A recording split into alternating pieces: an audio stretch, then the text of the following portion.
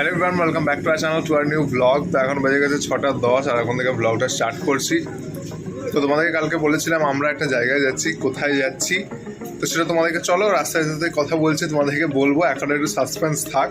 যাই হোক, এখন আমি রেডি হয়ে গেছি সকালবেলা একদম তাড়াতাড়ি, মানে আমি যে 3টে থেকে উঠে বসে আছি, বাট তারপর আবার একটু ঘুমিয়ে পড়েছিলাম, আবার এই 5:30 দিকে উঠেছি, উঠে স্নান টান করে এখন রেডি হয়ে গেছি। মা অলরেডি রেডি হয়ে নিচে চলে গেছে আর আমাদের সঙ্গে দিদা যাচ্ছে।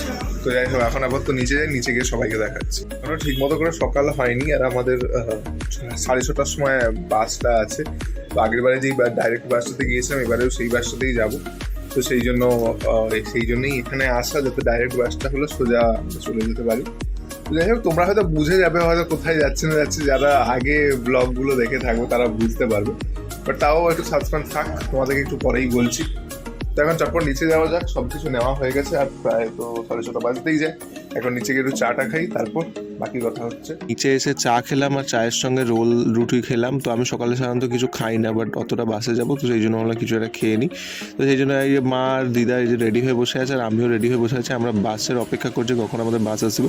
তো ফাইনালি আমাদের বাস আসার টাইমিং হয়ে গেছে, সেই জন্য আমরা স্ট্যান্ডে যাচ্ছি। আর এই যে দাদু এই যে বসে আছে, দেখিয়ে দিলাম। আগের বার দাদু আমাদের সঙ্গে গিয়েছিল নানুর জন্মদিনে, এবারে দিদা আমাদের সঙ্গে যাচ্ছে নানুদের বাড়ি। তো যাই হোক, তোমাদেরকে বলেই দিলাম আমরা নানুদের বাড়ি যাচ্ছি আর কলকাতা যাচ্ছি, সব থেকে বড় কথা। তো এই যে আমরা দেখতে দেখতে দক্ষিণেশ্বর চলেও এলাম।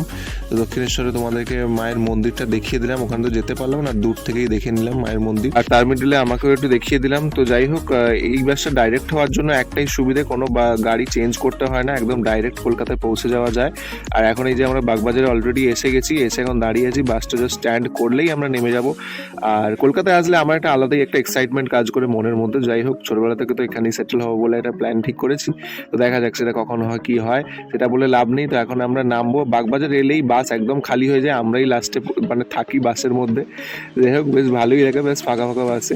তো যাই হোক, এখন এই যে ফ্ল্যাটে চলে এসেছি। সব থেকে বড় কথা হচ্ছে ছোটো মাসিমণির সঙ্গে রাস্তায় দেখা হয়েছিল। ছোটো মাসিমণি বললো যে নানুর আজকে স্কুল তাড়াতাড়ি ছুটি হয়ে যাচ্ছে, মেসেজ করে বললো, সেই জন্য ছোটো মাসিমণি চলে গেল আমার হাতে চাবিটা দিয়ে।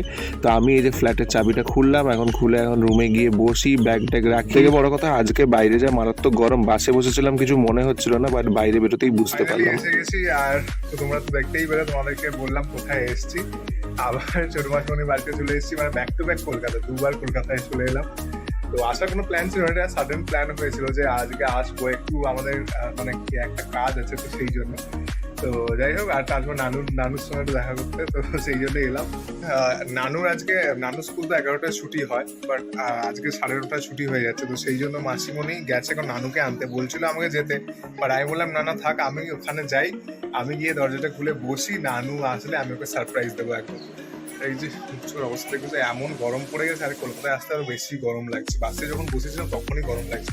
তো নানু এসে গেছে, সেই জন্য আমি লুকিয়ে দাঁড়িয়ে আছি, নানু আসুক তোমাদেরকে দেখাবো, সেই জন্য আস্তে আস্তে কথা বলছি। এই যে আমি আলমার পেছনে লুকিয়ে দাঁড়িয়ে আছি, ওর রিয়াকশানটা দেখাবো বলেই আমি জাস্ট ওর কাছে সারপ্রাইজ, সেই জন্য রিয়াকশানটা দেখাতে হবে তোমাদেরকে। এই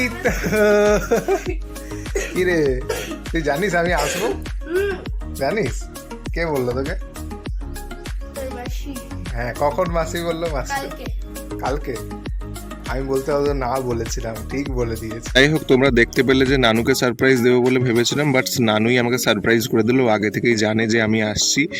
তো এখন আমরা ব্রেকফাস্ট করতে চলে এসেছি। ব্রেকফাস্টে আজকে মাসিমণি বানিয়েছিল কড়াইশুটির কচুরি, জাস্ট এক্ষুনি গরম গরম ভেজে দিল, আর গাজরের হালুয়া আর ছিল ঘুগনি। তো যাই হোক, খুব সুন্দর হয়েছিল, অনেকক্ষণ থেকে খিদে পাচ্ছিল, তো বেশ ভালোই লাগছিল। আর আমার কচুরি খেতে তো বেশ ভালোই লাগে। তোমাদের কার কচুরি খেতে ভালো লাগে অবশ্যই কমেন্ট করে জানিও। আর এখানে নানু মার সঙ্গে কি একটা সিক্রেট আলোচনা করছিল, যেটা একটু দেখিয়ে দিয়েছি বলে যে চিৎকার করছিল। ব্লগটা আর বেশি বাড়াচ্ছি না, এখানে এন্ড করলাম, কারণ এরপর আরও অনেক কন্টেন্ট আছে, এই ব্লগে দিলে অনেক বড় হয়ে যাবে। দেখা হচ্ছে নেক্সট ব্লগে, আজকের মতো বাই।